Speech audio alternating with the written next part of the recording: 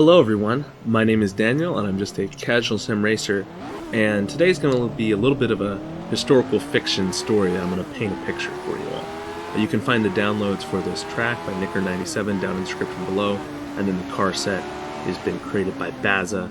It's the F1 1975 car set. Alright, so I'm going to set the stage here as I try to battle through traffic here at the start of this race. I'm driving the Williams, by the way, from 1975. Dive up the inside here. The AI is pretty challenging here. I actually have the AI set pretty low because the AI is pretty quick here. And then the cars are not the easiest to handle. A lot of power, pretty lightweight. And in the rear, the tires are interesting because they're sticky, but then they can lose traction and you can really feel it. So anyways, jumping into setting the stage for this event, I'm going to dive up the inside here. 1975. This is Glendale Raceway, a track that never really existed in real life, but imagine if it had. And I was driving this track, and I was like, it really was giving me 1970s vibes. Like, that was the last time it was updated, and there's some modern features to it, but like, that was its heyday. And so my thought is, in 1975, the track had existed as a very small club circuit, which there's a layout for. And then in 1975, they decided, you know what, let's try to get the Formula One Grand Prix, either take it away from Watkins Glen or add Formula US West or whatever.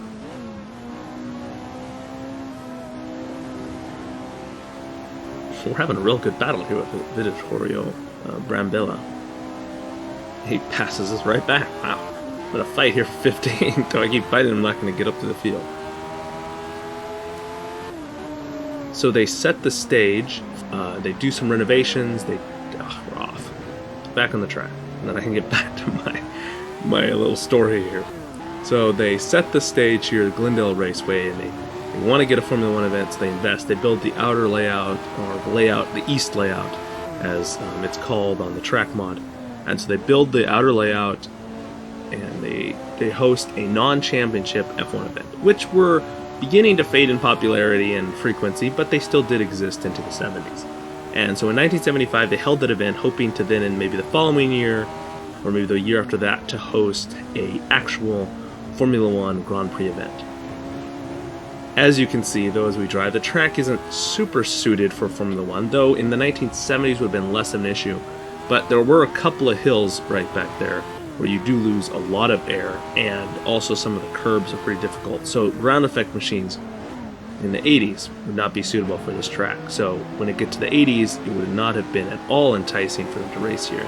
And then also, just by the red tape and things like that, prior to the ground effect era, this track really isn't. It's a pretty short track.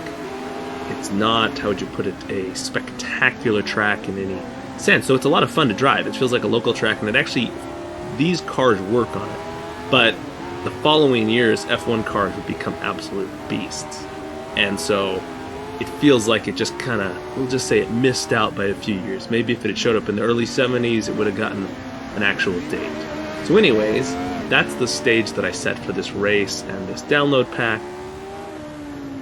So if you want to make alterations to that story or whatever, you can, or if you want to try out these mods, you can.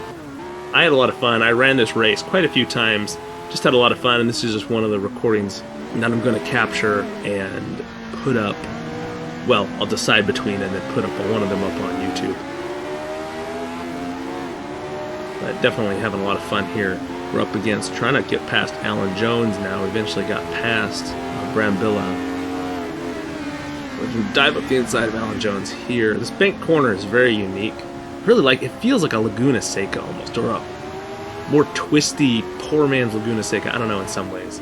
It'd be really nice if someone came through and edited this track with a historical skin, like a 1970s skin. It'd be very easy to do, I think. Get rid of like those flashing signs too, which I don't quite like either. And I think this track would be really, really fun for some historical racing. So we're up to 11th. It's the last lap, like I said. I did a 5-lap race instead of my typical 3-lap races because of the fact this circuit goes by really quick, especially with these pretty fast Formula One machines. So, yeah, we've kind of got in that area. There's no one ahead of us, really, and pulled a little bit of gap over Dave Morgan. So we're going to come home and finish 11th. It's quite fun. I definitely think For me, I personally got a lot more enjoyment out of creating a little bit of a historical fiction backstory for this race. Check out the track. The 1975 Formula 1 cars is just a classic pack. You definitely need to download those. They're tricky to drive, but they are rewarding when you get it right, and definitely some of the cars are a bit easier than others in the pack, and they're all have their unique engines and features, and so it's really just a lot of fun to do a historical series with the bazza 1975 Formula 1 pack. Mario Andretti, as we see, won the race. Hans-Joachim Stuck finished second, Jackie Ickx third. So that's our podium. A lot of great names: Niki Lauda, Jody Scheckter, Carlos Pace, James Hunt's in the pack. And I think a lot of people would say this is the beginnings. Like, this is right before kind of modern Formula 1 came on the scene, right before a lot of the safety features came on the scene.